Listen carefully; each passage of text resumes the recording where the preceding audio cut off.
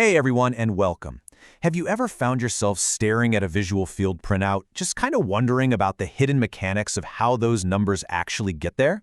Well, you are in exactly the right place. Today, we're going to make psychophysical testing incredibly intuitive and, most importantly, clinically applicable. We're talking about the absolute core strategies of perimetry, specifically the 4-2 dB staircase and suprathreshold testing. So let's dive right in and demystify the machine. Here's our quick roadmap for this explainer. 1. The Battle of Perimetry. 2. The Staircase Showdown. 3. Suprathreshold Testing Explained. 4. Grids and Real-World Driving Standards. And finally, 5. The Ultimate Cheat Sheet. Let's go.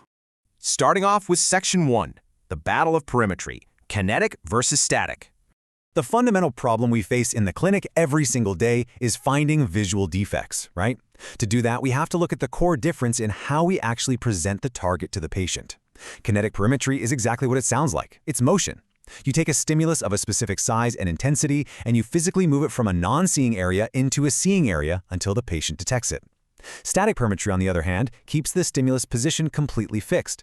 Instead of moving the light, we gradually change its brightness until it's just barely seen. And honestly, this is a real game changer, because static perimetry is totally independent of a patient's physical reaction time. That makes it way more sensitive for catching those shallow focal losses and tiny scotomas. Now, if you are performing kinetic perimetry, there is a magic number you absolutely have to know, and that's 4 degrees per second. That is the optimal speed for moving your kinetic stimulus. But, and this is a massive catch, this is exactly why automated static perimetry became so necessary. Because the target is moving, it's inherently detected more peripherally. If you move it at 4 degrees per second, the patient might not react fast enough, and your stimulus can literally slide right over a shallow focal loss, completely missing it. When we use that moving target to map out all those points of equal sensitivity, we connect the dots to form what's called an isotoper. You know, those distinct concentric rings, like on a classic Goldman perimeter. It's a great classic technique. But hey, let me briefly bust a common clinical myth right now. If you're relying on a manual confrontation test as a quick alternative to this, be really careful.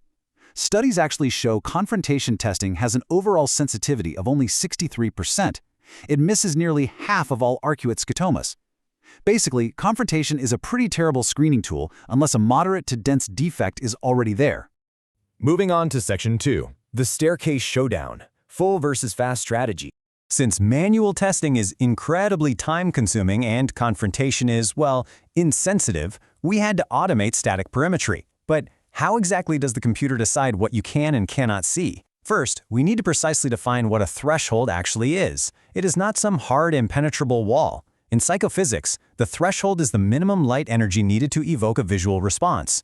Or, to put it mathematically, it's the exact luminance where the patient has a 50% probability of seeing the light. But human beings aren't robots, right? Your patient's threshold is going to naturally vary from moment to moment during the test.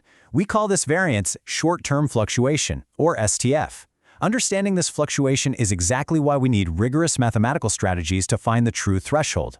So, here is the ultimate showdown. First up, we have the full threshold strategy. It picks a starting stimulus based on the patient's age and then uses what's called a 4-2 dB staircase. It changes the brightness in 4 decibel steps until the patient sees it, and then reverses in 2 decibel steps. This double crossing of the threshold keeps errors really small, which means it is highly reproducible. On the flip side, we have the fast threshold strategy. This one abbreviates the whole staircase by using 3 decibel steps and doing only a single crossing of the threshold. Because it's abbreviated, the threshold errors are greater, and unfortunately, that means lower reproducibility and higher threshold variability. Now you might be wondering, why on earth would anyone use the fast strategy if full threshold is so much more reproducible? Well, the crucial point here is the cost to your patient. The full threshold strategy demands a grueling, exhausting 13 minutes per eye. I mean, think about it. That is a massive amount of time for a patient to sit perfectly still, staring into a bowl, just fighting off fatigue. Contrast that with the fast threshold strategy. That one clocks in at a snappy 8 minutes per eye. And this right here is the clinician's daily dilemma. You are literally trading time for accuracy. You have to ask yourself, is saving 5 minutes of patient fatigue really worth the higher variability in your data? All right, Section 3, Suprathreshold Testing Explained, Speed over Maps. This whole dilemma of time versus accuracy brings us to a completely different approach. If you just want sheer speed and don't necessarily need a highly detailed map, suprathreshold testing is incredibly clever. Instead of meticulously finding the absolute threshold at every single point on the grid, it takes a shortcut. Step 1, the perimeter measures the true threshold at just a few locations in the central visual field to estimate the overall height of the patient's hill of vision. Step 2, the machine then sets the testing stimuli to be exactly 5 decibels brighter than that central estimate. It's essentially adding a 5 dB safety buffer. It's basically asking the patient, hey, can you see a light that should be really easy for you to see?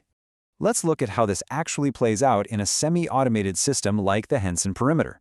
Because we're presenting stimuli well above the threshold, we can rapidly speed up the test by presenting multiple stimuli at once, usually 2 to 4 lights per presentation. The patient just clicks a button if they see any lights at all. Also, keep in mind that the hill of vision naturally drops off as you move out to the periphery.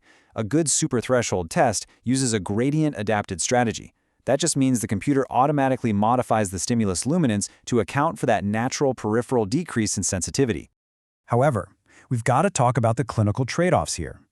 Suprathreshold is a rapid screening tool. It does not give you a precise quantitative map. Because we set our testing lights exactly 5 decibels brighter than the threshold, any visual field defect that's incredibly shallow, say only 1, 2, 3, or 4 decibels deep, is going to be completely missed.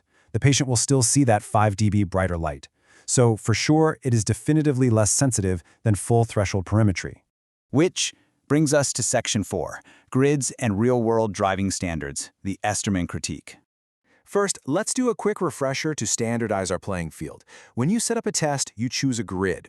The 24-2 tests, 54 points, and the 32 tests, 77 points. For both of these, the testing points are spaced 6 degrees apart. These are your absolute workhorses for glaucoma, cataracts, and neurological defects. But if you're investigating the macula, you switch to the 10-2 grid. This one tests 69 points, tightly packed, just 2 degrees apart, giving you high resolution in the very center of vision.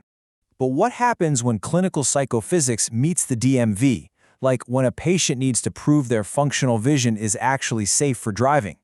We use the Esterman Binocular Test. It maps 120 points across a wide binocular field. It's a really simple suprathreshold test using a 2-zone strategy.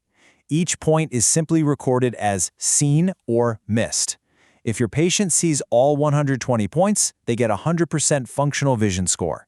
In fact, in many European countries, passing this specific test is a legal requirement just to keep a driver's license. But here is the kicker. This is the heavy hit, the clinical critique you absolutely must understand about the Esterman test. It is fundamentally flawed in its psychophysics. First off, it uses a fixed stimulus intensity of 1,000 apostoltolbs, which equals 10 decibels, against a background of just 31.5 apostoltolbs.